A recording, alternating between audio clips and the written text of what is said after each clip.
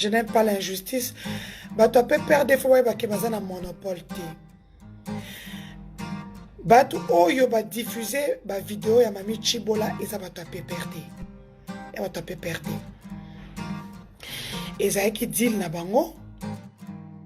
Elle avait ces trucs. Moi, elle m'a contacté la première. Je lui ai dit ce qu'il fallait faire. Mais comme Azar, je ne sais pas ce qu'il lui a pris, elle a contacté les gens du PPRD qui ont pris ces vidéos. En prenant les gens de ces vidéos, les vidéos, le bourgmestre de la commune de Kinshasa, Rossi Kiwa, elle a contacté Rossi Kiwa. Rossi Kiwa a vu la vidéo na Ewana.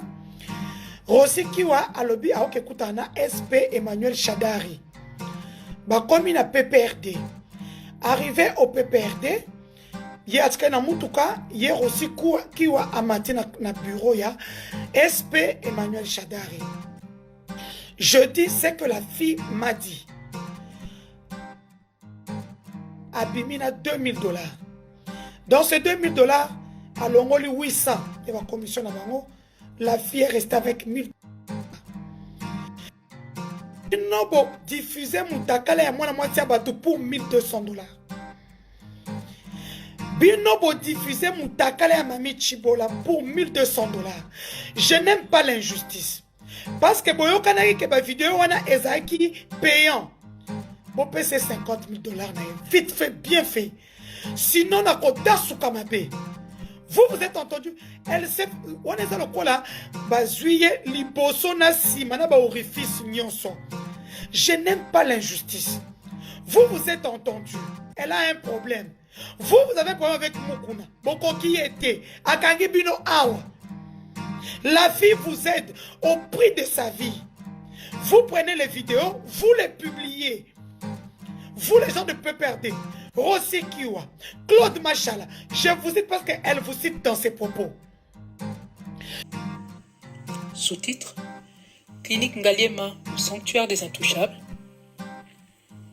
Tenez, il y a quelques jours, dans la presse quinoise, on avait annoncé que l'un des accusés dans le détournement des fonds publics, M. Jamal Sami, avait été extrait de sa cellule pour des raisons de santé et conduit à l'hôpital Ngaliema au pavillon 2 pour y recevoir des soins plus appropriés.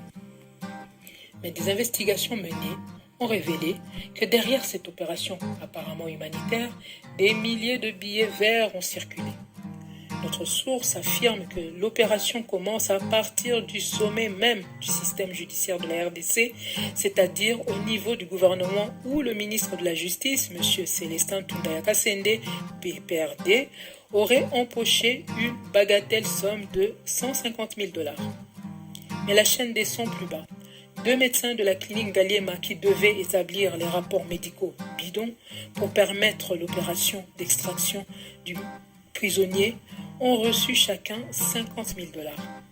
Il s'agit d'abord du docteur Kapela Richard, médecin-chef de staff, anesthésiste et réanimateur, dont le numéro matricule est 433 490, son numéro de téléphone 081 50 03. Nous gardons les autres chiffres.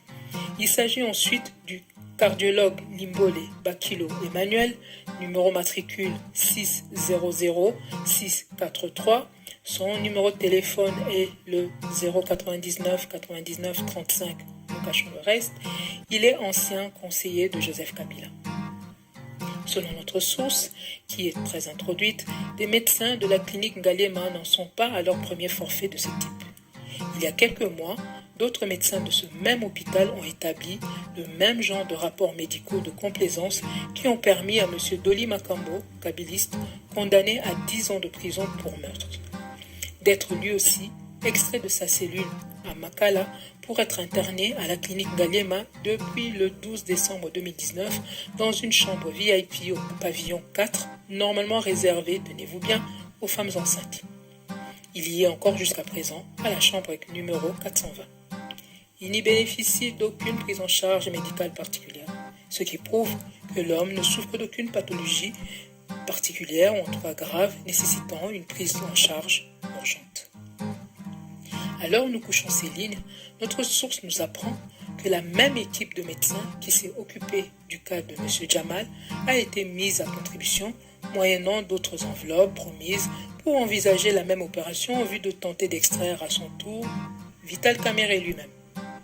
Et à cet effet, il l'aurait déjà examiné le jeudi 30 avril 2020 à 10h.